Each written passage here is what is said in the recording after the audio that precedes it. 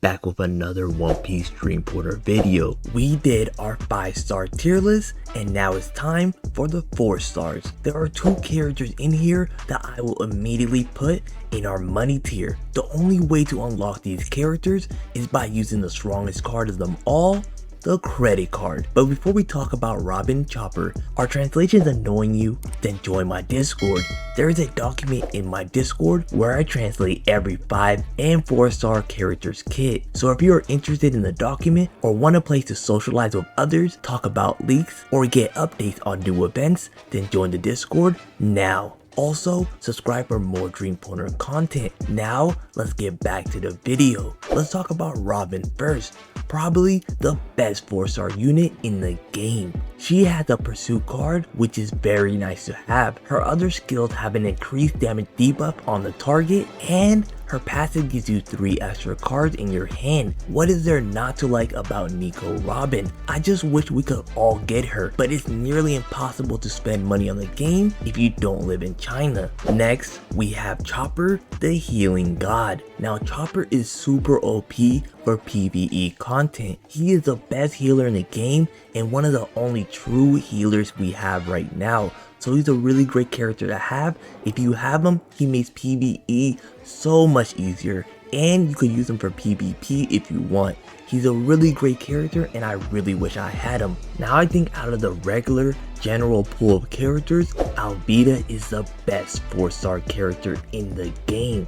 Her kit is insane. She has a skill that has a 50% chance of stunning, and she could taunt an enemy for 1 round. Both of her skills are really good, and her ult has a chance of dispelling debuffs. She's a really great character, and I understand why a lot of people use her on their PvP teams. If you don't have every 5-star in the game, or if you are just lacking 5 stars, then I highly recommend building Alvida. Let's talk about Arlong. Now Arlong is also an S-rated character. Arlong is really good because his passive can give other teammates damage reduction and he can recover their health every round. Arlong is really great for support. He works really well with New World Zoro and New World Sanji because his kit provides tears on the enemy, which help out New World Sanji and New World Zoro. He has a really great kit that includes shield for himself and taunts. I just think he's a really great character and a solid yellow character to use if you are down bad on those characters. Up next, we have the character that we get for free, Buggy. Now I think Buggy is an A-rated character. The reason why I put Buggy at A is because he doesn't have a lot of things that help out the team. He's just a pure damage dealer, but he has really great AoE damage and he does solid damage for a red character. So if you don't have a lot of red characters, he's a great choice, but what I believe not the best choice of all the 4 stars. Up next, we have my boy Don Krieg. Now I think Don Krieg lies in the same tier as Buggy. He has AoE on both of his moves, he can poison and he can decrease defense on the enemies, so he's a really great character, but I just think his damage output is lacking and he's just too frail. That's why I'll put him at A, but he is a solid 4-star character. Up next, we have Captain Kuro. Now Captain Kuro, I believe, is also an S-rated character. Captain Kuro does the same thing as Arlong, which provides tears on the enemy. He also has a pursuit card on his kit, and his passive gives him increased damage every time you kill an opponent. So he just keeps stacking damage throughout the entire battle. So I think he's a really great character. He's a very solid kit, and he works really well with New World Sanji and New World Zoro. Let's talk about MrOne. Now I think MrOne is a very good 4-star. He gives buffs to the entire team and he's able to increase his own defense throughout the battle. As he increases his own defense throughout the battle, he can give those enhancements to his teammate as well. So he's a really great support character. One of his moves can give an attack increase for 2 rounds, which is really great, and his ult is a single target attack, but it gives a buff to everyone in the front line. That's why I really like him, because he can attack while also giving buffs to your whole team. I think he's a really solid character, but in comparison to the other yellow characters in the game, I don't think he belongs in S tier with those other yellow characters. Up next, we got my boy, MrTwo. Now, MrTwo is a very good character in this game. I think he's on par with every one of these S-rated characters. I am very high on MrTwo. One of his skills gives taunt and increases his defense. His other skill has a chance of stunning. His ult can upgrade 3 of your cards. And his passive lets him recharge his ult super fast. I think he's one of the most slept on characters in the game, and I definitely will build him really soon. Up next, we have MrThree. Now, MrThree is one of my favorite 4-star characters in the game. Now, both of the skills are alright. They're not that great. One is just a damaging skill, and the other adds poison to the enemy team. But the saving grace of this guy's kit is his ult. His ult is an AoE stun on the entire team.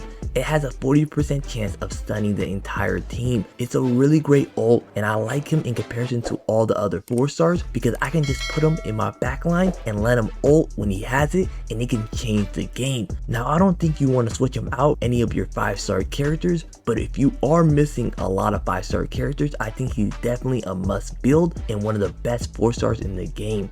We got my girl Vivi, aka MrsWednesday. Now, MrsWednesday, I believe, is a B-rated character. The reason why I put her at B is because she needs a lot of self-enhancement. She's a very selfish unit, and she wants all of your units to buff her. And so that's why I don't really like her, because in order to do a lot of damage, she needs to be prioritized and buff a lot. So I think she's a B-rated character, but she's a very fun character to try out. Up next, we have 2 characters we get for free. First, we have Nami. Now, Nami, I believe, is also a B-rated character. Yes, she has amazing support, but she is just way too squishy. The only types of content I will bring her to is the content that I need blue characters, and I'm missing blue characters. But if you're not missing a lot of blue characters, then I really wouldn't build her. She's kind of a lower quality 5-star Vivi. She can boost your cards in your hand to gold, and her ult can do the same, and it's an AoE. So she's a solid character, but she's just way too squishy. That's why I put her at B. We have another free character, Sanji.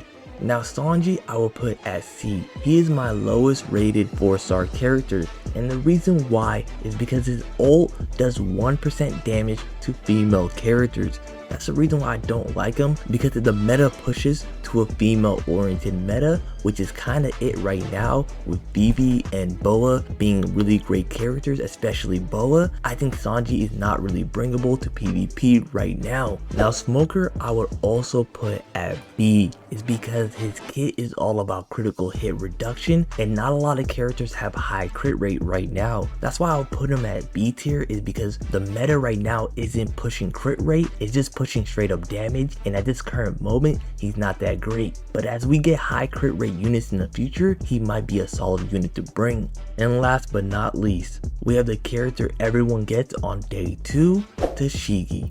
Now, Tashigi, in my opinion, is also an A. I equate her to MrOne. They're both units that buff our characters, but the reason why I don't like Tashigi as much as MrOne is because she only has one move that buffs our units, and her ult really doesn't do that, and her other skill is just damage. But one of her skills can provide an attack increase to your entire team. I think just having that doesn't make you that great. It's just the reason why I put her at A is because buffing units are always nice to have, and they always will be nice to bring into PvE content. Let me know what you thought about the tier list in the comments below. Also, let me know what type of content do you want to see next. Smash that like button and subscribe for more Dream Pointer content.